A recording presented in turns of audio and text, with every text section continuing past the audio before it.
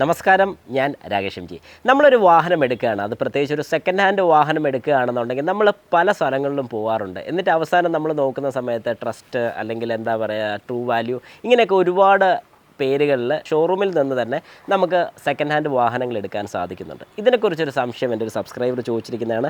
രാധാകൃഷ്ണനാണ് ചോദിച്ചിരിക്കുന്നത്. ചോദ്യം എങ്ങനെയാണ്, ട്രൂ വാല്യൂ വിശ്വസിക്കാമോ?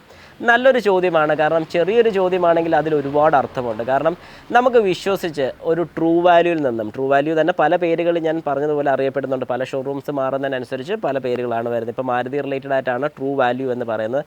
നിപ്പോണിൽ വരുന്ന സമയത്ത് ട്രസ്റ്റോ അങ്ങനെ സംതിങ് എങ്ങാണ്ടാണ് വരുന്നത്. അപ്പം എന്തെങ്കിലും ആയിക്കോട്ടെ, ഇതുപോലത്തെ സ്ഥലങ്ങളിൽ നിന്ന് നിങ്ങളൊരു വാഹനം എടുക്കുകയാണ്, അതായത് ഒരു സെക്കൻഡ് ഹാൻഡ് വാഹനം എടുക്കുകയാണെങ്കിൽ ശരിക്കും അത് വിശ്വസിക്കാൻ സാധിക്കുമെന്ന് ചോദിച്ചാൽ 100% നമുക്ക് വിശ്വസിക്കാൻ സാധിക്കും. പക്ഷേ ചില കാര്യങ്ങൾ ഇതിനകത്ത് നിങ്ങൾ ശ്രദ്ധിക്കേണ്ടതായിട്ടുണ്ട്. അതായത് നമ്മളൊരു സെക്കൻഡ് ഹാൻഡ് വാഹനം എടുക്കുന്ന സമയത്ത് ആ വാഹനത്തിൻ്റെ ഹിസ്റ്ററി കംപ്ലീറ്റ് അവരോട് ചോദിച്ച് മനസ്സിലാക്കിയിരിക്കണം. ഇപ്പോൾ പ്രത്യേകിച്ച് സെക്കൻഡ് ഹാൻഡ് വാഹനം എന്ന് പറഞ്ഞ് ഇവരെടുത്തിരുന്ന പല വാഹനങ്ങളും ഉറപ്പായിട്ടും അവരത് സർവീസ് ചെയ്ത് തന്നെയാണ് ഇടുന്നത്. കാരണം അതിനൊരു ബെസ്റ്റ് എക്സാമ്പിൾ ഞാൻ പലപ്പോഴും കണ്ടിട്ടുണ്ട്. ഇവരത് ഉറപ്പായിട്ടും ചെയ്യും. കാരണം അടുത്തുണ്ടായിരുന്ന ടൊയോട്ടയുടെ ഷോറൂമായിരുന്നു. അവരൊക്കെ അവരുടെ ട്രൂ വാല്യൂ സെക്ഷനിൽ വരുന്ന വാഹനങ്ങൾ ഓരോ സർവീസ് സെൻറ്ററിൽ കൊണ്ടുപോയി സർവീസ് ചെയ്ത് പ്രോപ്പറായിട്ട് തന്നെയാണ് ഇടുന്നത്. Okay, what ever it is, അത് നമുക്കത് മാറ്റി വയ്ക്കാം.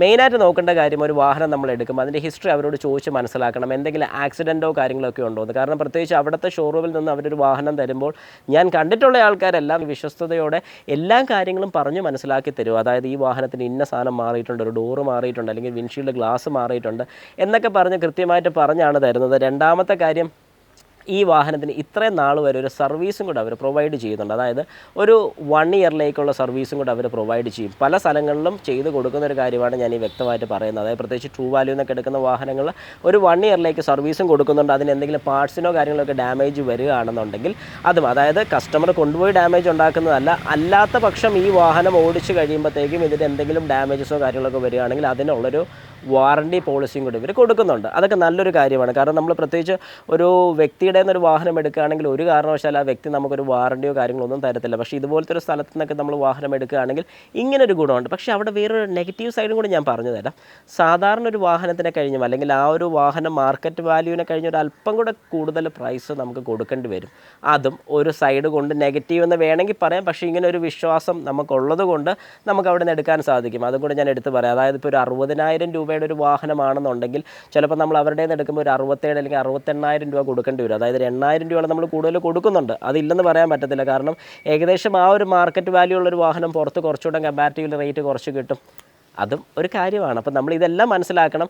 നമ്മുടെ അന്നേരത്തെ ഒരു ബഡ്ജറ്റ് വെച്ച് നമ്മളൊരു സെക്കൻഡ് എടുക്കുകയാണെങ്കിൽ, ഇതുപോലൊരു സ്ഥലത്ത് നിന്നൊക്കെ എടുക്കുകയാണെങ്കിൽ നമുക്ക് നാളെ ചെന്ന് അവരെ 2 ചീത്ത പറയാം. അല്ലെങ്കിൽ എന്തുകൊണ്ടാണ് എൻ്റെ വാഹനത്തിന് ഇങ്ങനൊരു കംപ്ലയിൻറ്റ് എടുത്ത ഉടനെ വന്നു എന്ന് ചോദിക്കാം. അല്ലെങ്കിൽ എന്തുകൊണ്ട് നിങ്ങൾ ഈ ഒരു കാര്യം എൻ്റെ അടുത്ത് നിന്ന് മറച്ചു വെച്ചു എന്ന് ചോദിക്കാം. കാരണം എല്ലാ കാര്യങ്ങളും ട്രാൻസ്പെറൻ്റ് ആയിരിക്കും. എൻ്റെ ഒരു അറിവിൽ ഞാൻ കണ്ടിട്ടുള്ള എല്ലാ കാര്യങ്ങളും ട്രാൻസ്പെറൻ്റ് ആയിരിക്കും. ഇനി അതല്ല, എന്തെങ്കിലും ആർക്കെങ്കിലും നെഗറ്റീവ് ഒരു അഭിപ്രായം ഉണ്ടെങ്കിൽ ഉറപ്പായിട്ടും കമൻറ്റ് ബോക്സിൽ കമൻറ്റ് ഇടുക. എവിടെ നിന്നാണ് നിങ്ങൾ വാഹനം എടുത്ത്, ഏത് സ്ഥലത്തെ പ്രശ്നമാണ്, ഉറപ്പായിട്ടും അത് കൊടുത്തിരിക്കണം. കാരണം എനിക്കും ഇത് കാണുന്ന ബാക്കിയുള്ളവർക്കും അതൊരു ഉപകാരമായിരിക്കും.